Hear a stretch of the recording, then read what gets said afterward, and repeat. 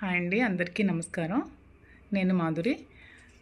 యాక్చువల్గా డాక్టర్స్ కొంచెం హెడాక్గా ఉంది అని చెప్పి కొంచెం రెస్ట్ తీసుకోమన్నారు.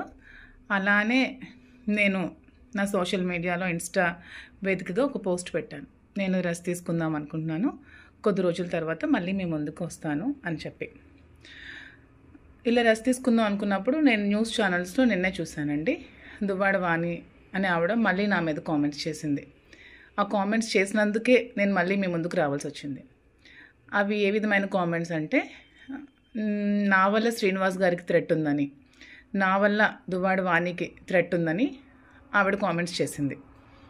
సో నా వల్ల థ్రెట్ ఉందనుకుంటే దువ్వాడ శ్రీనివాస్ గారికి 2 years నుంచి ఎవరు చూస్తున్నారండి?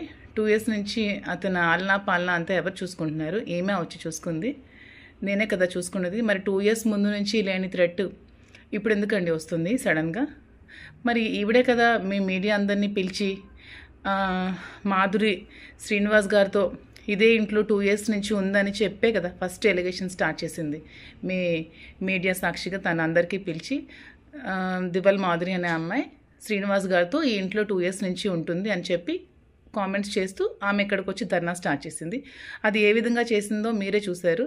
టచ్ పాస్ చేసి, డోర్స్ విరగొట్టి, గోడలు విరగొట్టి ఒక 10 మందిని తీసుకొచ్చి శ్రీను గారి మీద అటాక్ చేయడానికి చూసింది. ఈవెన్ చంపడానికి కూడా ట్రై చేసింది ఆ 10 మందితో కలిసి. శ్రీనివాస్ గారు కంప్లైంట్ కూడా ఫైల్ చేయడం జరిగింది. సో థ్రెట్ ఎవరు చేశారో మీరు అందరూ తెలుసుకోవాలని కోరుకుంటున్నాను. ఆవిడ థ్రెట్ చేసిందా? నేను థ్రెట్ చేశానా? ఆవిడ వల్ల థ్రెట్ ఉందా శ్రీనివాస్ గారికి? నా వల్ల థ్రెట్ ఉందా? సో ఇదే విధంగా ఇంకొక విషయం, ఆవిడ ఈ ఇల్లే కావాలి, ఇక్కడి నుంచి నేను కదలను, ఆమె ఇక్కడే వచ్చి ఉంటుంది, ఆమె ఇక్కడ ఉంటే నేను ఒప్పుకోను అనే కామెంట్స్ కూడా మళ్ళీ చేస్తుంది. సో ఆ కామెంట్స్ చేసింది కాబట్టి నేను రెస్పాండ్ అవ్వాల్సి వస్తుంది. ఆమె ఇక్కడే వచ్చి ఉంటుంది అనే దానికి ఉంటే మేము ఉంటామండి. ఎందుకంటే శ్రీనివాస్ గారికి పార్థిసం ఆచార్ అనే వ్యక్తికి స్థలం తీసుకున్నప్పుడు అతనికి ఒక 60 lakhs ఎలా పెండింగ్ ఉన్నారో, ఈ హౌస్ కన్స్ట్రక్షన్ సమయంలో నేను కూడా ఒక 2 crores ఇవ్వడం జరిగింది. వాళ్ళ బ్రదర్ కూడా ఇచ్చారంట, అది నాకు సరిగ్గా తెలియదు. వాళ్ళ బ్రదర్ కూడా అమౌంట్ ఎంతో హెల్ప్ చేశారని చెప్పడం జరిగింది శ్రీనివాస్ గారు. సో నేనెప్పుడు డబ్బులు తిరిగి ఆశించి అతనికైతే నేను ఎప్పుడు ఇవ్వలేదు. కానీ ఇదే ఇల్లు ఆమె కావాలి, ఇక్కడే నేను కూర్చుంటాను, ఇక్కడి నుంచి నేను కదలను అనుకున్నప్పుడు నాకు కూడా హౌస్ మీద రైట్ ఉంది. కాబట్టి నాకు ఇవ్వాల్సిన 2 crores అమౌంట్ నాకు ఆమె ఇచ్చేసి ఆ ఇంటిని తీసుకుంటుందా, లేకపోతే ఆ ఇల్లు ఖాళీ చేసి ఆమెకి ఒక 6 కోట్లు పెట్టి ఇంద్రభవనం లాంటి ఇల్లు శ్రీను గారు కట్టి ఇచ్చి ఆ ఇంట్లో ఆమెకి సకల భోగాలు కల్పించి అతను నడు రోడ్డు మీద ఉన్నారు కాబట్టి, సో ఆ ఇంటికి ఆమె వెళ్ళిపోయి ఇతన్ని కూడా ఆ ఇంటికి తీసుకెళ్ళి అక్కడ లీగల్గా ఏమైనా ప్రొసీడింగ్స్ చేసుకుంటారా, ఇంకా ఏ విధంగా పడతారో వాళ్ళ ఇష్టం.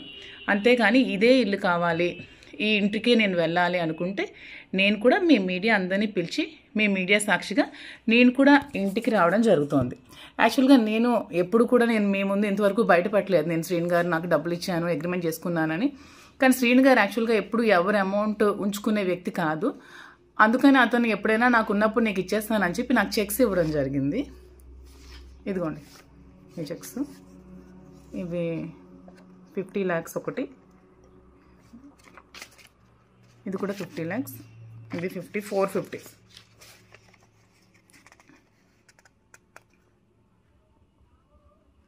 సో ఇవి కూడా నేను ఇప్పుడు చూపించిన దానికి నేనేదో ఆశించి నేను డబ్బులు ఇచ్చానని చెప్పడానికి కాదు. ఆమె ఆ ఇల్లు కావాలి, నాకు ఇక్కడే నేను ఉంటాను, ఈ ఇల్లుకి ఎవరికి రైట్ లేదు అని అంటోంది కాబట్టి నేను చూపించాల్సి వచ్చిందండి. సో ఈ అమౌంట్ నాకు క్లియర్ చేసేసి ఆమె ఇల్లు తీసుకుంటుందా, లేకపోతే ఆమెకి శ్రీనివాస్ గారు ఇచ్చిన ఇంటికి వెళ్ళి శ్రీనివాస్ గారితో ఏమైనా లీగల్గా ప్రాబ్లమ్స్ ఉంటే తేల్చుకుంటుందా? సో మీరే ప్రజలే డిసైడ్ చేయాలండి. సో ఇంకా నేను కూడా ఇంకా ఈ ఎలిగేషన్స్ ఏమి చేస్తే నేను కూడా ఇంకా రేపు వెళ్ళి మీడియా వాళ్ళని కూర్చోబెట్టి నేను కూడా అక్కడ కూర్చుంటాను. నాకు ఇవ్వాల్సిన అమౌంట్ వచ్చినంత వరకు నేను కూర్చుంటాను. ఇది త్వరగా క్లియర్ చేసుకుంటే మంచిదండి. దీన్ని రాజకీయ ఉద్దేశంతో ఇంకా ప్రొలాంగ్ చేసి ఇంకా చేయాల్సిన అవసరం లేదు.